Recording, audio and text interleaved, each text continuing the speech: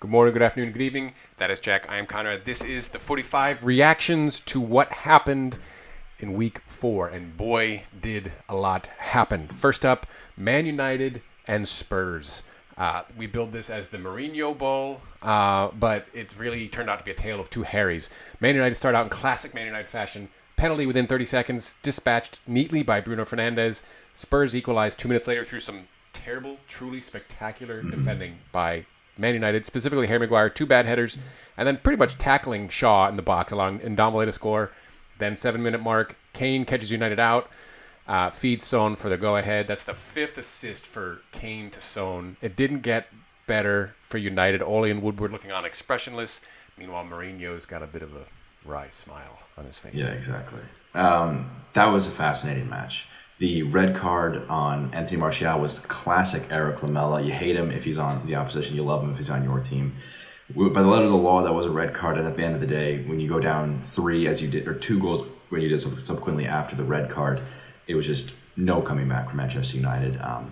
Second half, he kind of just parked it in, tried to not make it too much worse, went to 5 and 6. Turned out not to be the worst results, arguably, of the weekend, but it was a poor result for United. They need some help. Transfer deadline day is tomorrow, so they're going to want to try and make some last-minute moves there. Spurs up to 6th place on 7 points. Man United 16th on 3 points. United next up after the international break against Newcastle away. Spurs home to West Ham. Next up, Liverpool visit Villa Park. Captain Jack sinks Liverpool. Who is the real contender here?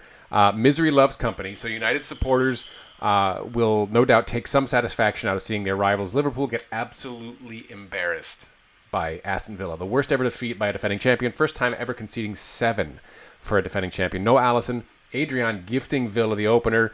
2 deflections. Liverpool terrible in defense, but Aston Villa capitalized on every single mistake. Watkins had a hat trick by halftime. Grealish looked phenomenal at left wing as he made way for an energized Ross Barkley in midfield, and Villa just ran away with this. Yeah, this looked like the Watford 3-0 game from last season that ended the Invincible run, but it was just that times, times 2.13. It was bad.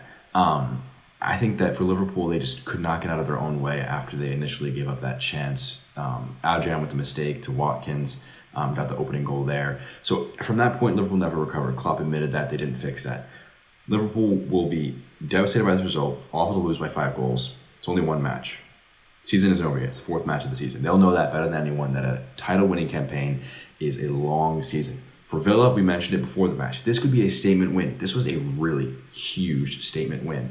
I remember a few years ago, there was, as I believe it was Gary Lineker who tweeted, there was a team who narrowly avoided relegation, ended up winning the title the year after. Aston Villa. Let's see what you can do. They sit 2nd right now on goal difference. They're perfect from 3 matches. Liverpool sit 5th, also on 9 points. Villa probably wish that the international break was not happening right now so that they could continue to play. Liverpool probably very happy that it's happening. You know, Mane won't travel. Thiago won't travel. Alisson won't travel. But Villa up next against Leicester, to your point. And then Liverpool away at Everton in a very interesting Merseyside derby. Next up, Leeds and Man City.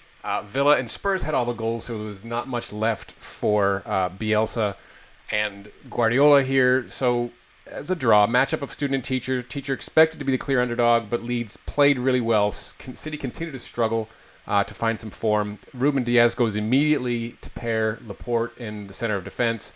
Leeds got the equalizer on the hour. They really deserved the point, and they played City very, very well.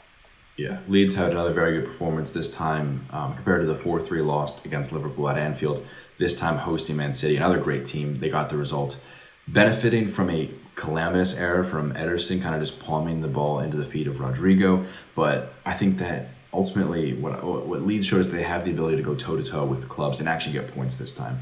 They have a bit of defensive know-how about them after getting the clean sheet against Sheffield United and only 1 against Manchester City. And the XG supports them, 2.71 to Leeds, 1.45 to Man City. They outplayed them and wouldn't have been surprising if they got the win. So huge, huge performance for Bielsa. That leaves City 14th on 4 points. Leeds, meanwhile, go to 8th on 7 points. Leeds next up against Wolves. Man City, interesting matchup against Arsenal. Next up, Everton and Brighton. The best in Merseyside right now. Merseyside is blue. Everton look to be the real deal. Even as Pickford continues to struggle a little bit, James Rodriguez looks great. Everton perfect through 4, best ever start. Brighton, they continue to look good, just not good enough. Yeah, I mean, Everton, would you have expected them to be the side on 12 points after 4 matches headed into a Merseyside derby? I definitely would not have.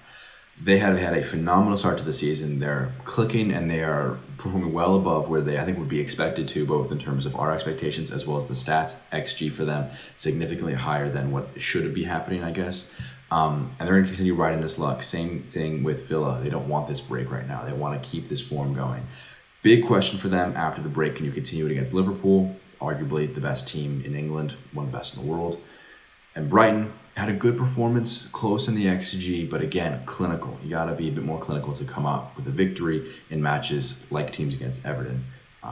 In the end, Everton 3 points, perfect on the season. They'll be very happy. They dropped to 15th point. Brighton do on 3 points. 15th, that is. Everton top of the table, 4 wins from 4. Last up here, Arsenal and United. Pepe, the super sub, Sheffield United get their goal, but they do not get the result. Nicola Pepe came on the 58th minute, immediately helped unlock that Sheffield defense for the first goal, the equalizer, then sealed the points 3 minutes later. McGoldrick would get Sheffield United's first goal of the season, 6 minutes from time, but it's not enough. Sheffield remain on 0 points through 4 matches. Yeah, very tough for Sheffield United still. The XG of this match just kind of speaks to the result. Arsenal 0.54, Sheffield United 0.27. They didn't create many chances. It was a very cagey affair. And Arsenal, having a player like Nicola Pepe, really kind of just unlocks your ability to play the game. And they did great. They finished their chances. Scoring 2 on half a goal of XG is very good for them. Arteta continuing to have them performing above where they're expected to. Transfer deadline day, not sure the status of the transfers of Aouar or Thomas Partey. Probably not going to happen. They might try to make a last-minute move. And for Sheffield United, getting that goal will be nice because you can just get your season started in that regard. Still a long ways to go if you want to stay in the Premier League. Arsenal 4th on 9 points on goal difference. Blades, again, 0 points, second from bottom, saved only again by Fulham's horrific defense. Arsenal next up against City. Sheffield play dwellers of the basement. Fulham, home. That'll do it for us for week 4 look back. Jack, Conrad. This has been the 45 heading into the international break. Next time we talk, we will talk Champions League. Take care now.